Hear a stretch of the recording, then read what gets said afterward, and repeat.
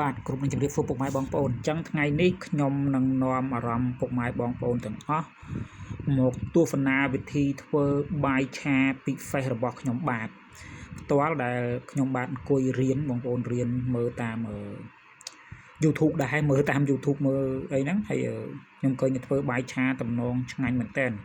អញ្ចឹងបងប្អូនកុំភ្លេចចូលរួមតាមដានទស្សនាទាំងអស់គ្នាតើបាយឆាពីហ្វេសនេះមានអ្វីពិសេសទាំងអស់គ្នាបងប្អូនណាបាទអញ្ចឹងគឺដំបូងហើយគឺខ្ញុំចាប់ផ្ដើមហាន់សណ្តែកគួរជាកង់បាទហើយខ្ញុំក៏ចាប់ផ្ដើមហាន់ការ៉ុតដែរប៉ុន្តែការ៉ុតខ្ញុំបានធ្វើធ្លាក់ដីអញ្ចឹងខ្ញុំក៏យកការ៉ុតនេះទៅលាងទឹកសម្អាតសិនដើម្បីយកវាមកហាន់ម្ដងទៀតអញ្ចឹងការចិតការ៉ុតរបស់ខ្ញុំគឺខ្ញុំចិតប្រទះមូលចឹងមកបន្ទាប់បន្ទៀតខ្ញុំហាន់វាជាហ្វហ្វៃឆ្មាបងប្អូនប៉ុន្តែមើលទៅដៃខ្ញុំដូចជាអត់សូវតំណងដោយសារខ្ញុំអត់សូវជាហាន់បន្លែហើយណាមួយខ្លាចមុតដៃផងហើយយើងទៅតែរៀនធ្វើគេហៅថាបាយឆាពិសេសអញ្ចឹងណាបាទអញ្ចឹងគឺពិសេសនៅtrongវីដេអូបងប្អូននឹងបានដឹងទស្សនាទាំងអស់គ្នាអញ្ចឹងខ្ញុំបន្ទាប់ពីខ្ញុំហាន់ការ៉ុតហាន់អីនឹងសណ្តែកគួរហើយខ្ញុំក៏ដាក់វាចូលគ្នាមកដុំបងប្អូនយើងដាក់វាចូលគ្នាក្នុងឆ្នាំងតែមួយហ្នឹងមកអញ្ចឹងយើងចាប់ដើមតោះទៅមើលពីវិធីឆារបស់ខ្ញុំទាំងអស់គ្នាបន្ទាប់ពីហ្នឹងមកគឺខ្ញុំដាក់ខ្ទះបងប្អូនដាក់ខ្ទះលើភ្លើងយើងបើកហ្គាសរៀងក្តៅតិចទៅបាទបន្ទាប់ពីយើងបើកហ្គាសទុកវារៀងក្តៅបន្តិចឲ្យវាស្ងួតទឹកស្ងួតអីបងប្អូនដោយសារតែយើងខ្លាចវានៅវាទឹកក្របហ្នឹងខ្ញុំធ្លាប់ចាក់អាខ្លាញ់ឬប្រេងឆាទៅវាខ្ទុះអាលៀកបាទអញ្ចឹងខ្ញុំក៏ទុកវាឲ្យវាក្តៅស្ងួតល្អអញ្ចឹងយើងរងចាំបន្តិចបងប្អូនណាបាទរងចាំបន្តិចហើយបន្ទាប់ពីការរងចាំបងប្អូនចាំជួយមើលវិធីធ្វើខ្ញុំតទៅទៀតបាទអញ្ចឹងខ្ទះយូរមែនបើបល់យកនេះឯងនេះពងបញ្ញាប់ចង់ឆាអូខេបងប្អូនតោះយើងនាំអារម្មណ៍មើលជើងចិត្តដល់វគ្គចាក់ប្រេងឆាแล้วហើយតាខ្ទះយើងក្តៅយើងចាក់ប្រេងឆាបានហើយបាទអញ្ចឹងទីអូខេផ្ទះក្តៅហើយយើងដាក់ប្រេងឆាចូលមកហើយខ្ញុំតែងតែកលែងបែបនេះជា style របស់ខ្ញុំព្រោះខ្ញុំខ្លាចការពិតទៅគឺខ្លាចប្រេងឆាវាអត់សប់ផ្ទះហើយម្ដងខ្ញុំឆាបាយឬក៏ខ្ញុំធ្វើម្ហូបទៅវាជាប់ផ្ទះអញ្ចឹងអត់ស្អាតអត់ល្អអញ្ចឹងបងប្អូនអញ្ចឹងបន្ទាប់មកទៀតគឺខ្ញុំដាក់បាយឆាចូលបាទខ្ញុំដាក់បាយច្រឡំដាក់បាយឆាខ្ញុំទោសបងប្អូនដាក់បាយហ្នឹងគឺបាយកកបងប្អូនណាបាទបាយកកខ្ញុំច្របាច់ហើយខ្ញុំច្របាច់ហើយខ្ញុំដាក់ចូលមកហើយខ្ញុំក៏ឆាវាច្បាល់វាលក្ខណៈធ្វើអំប៉ល់វាបងប្អូនឲ្យវាគេហៅថាបែកគ្រាប់បាយបន្ថែមទៀតហើយត្រឡប់វាជាមួយនឹងអាប្រេងឆាហ្នឹងមួយនេះយើងហ្នឹងកូរចោះកូរឡើងធ្វើម៉េចឲ្យវាសប់ប្រេងល្អហើយឲ្យបាយហ្នឹងវាបែកវារាយល្អអញ្ចឹងណាហើយការពារខ្លាចវាជាប់ផ្ទះជាប់អីព្រោះខ្ញុំធ្លាប់ឆាបាយឆាឡើងបាយខ្លោចក្តាំងបងប្អូនដែលឆាបាយក្តាំងដូចខ្ញុំឆាបាយក្តាំងណាបងប្អូន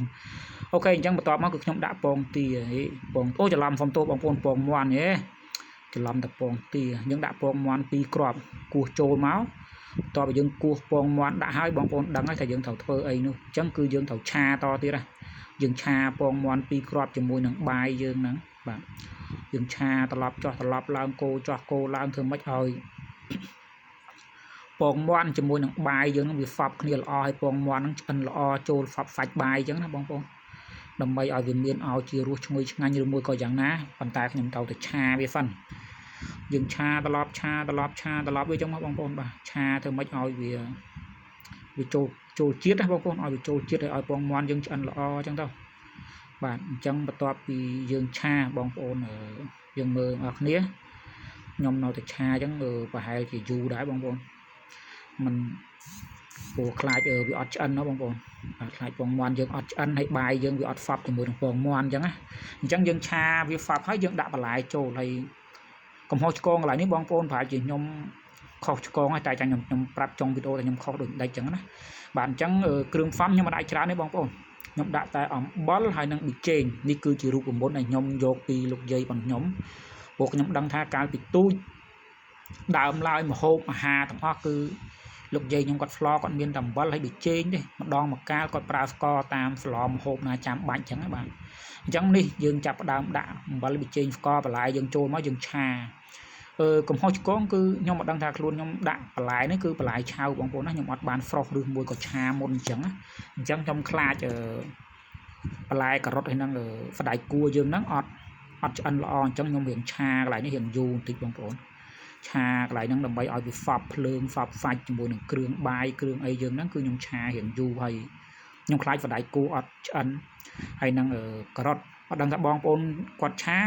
ជាទូទៅបងប្អូនចុងភៅយើងកន្លែងហ្នឹងការ៉ុតហើយនឹងសណ្តែកគួរហ្នឹងបងប្អូនយើង frost អត់តែខ្ញុំអត់បាន frost លីងបងប្អូនឲ្យមើលអត់បាន frost លីងបងប្អូនអើយបាទអញ្ចឹងក្រោយពេលខ្ញុំឆាគោត្រឡប់ហើយខ្ញុំយើងភ្លក់ញឹកតិចចុងភៅនេះបងប្អូនចុងភៅភ្លក់ព្រោះខ្ញុំមានអារម្មណ៍ថាដូចជាដាក់អំបិលជ្រុលអីមិនដឹងទេ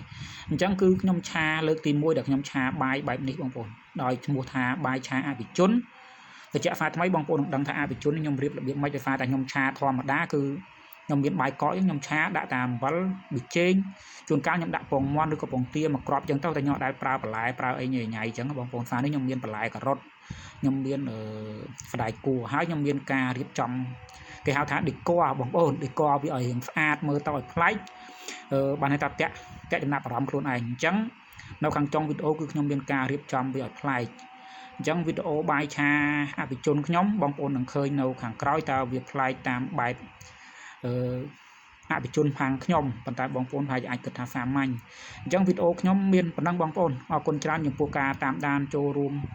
ទស្សនាវីដេអូខ្ញុំតាំងពីដើមដល់ចប់បើសិនជាបងប្អូនពេញចិត្តបងប្អូនកុំភ្លេចចូលរួមជាវឬក៏ Subscribe Channel របស់ខ្ញុំបាទមួយដើម្បីទទួលបានវីដេអូថ្មីៗបន្តទៀតបាទអរគុណច្រើនបងប្អូនជូនពរសុខភាពល្អ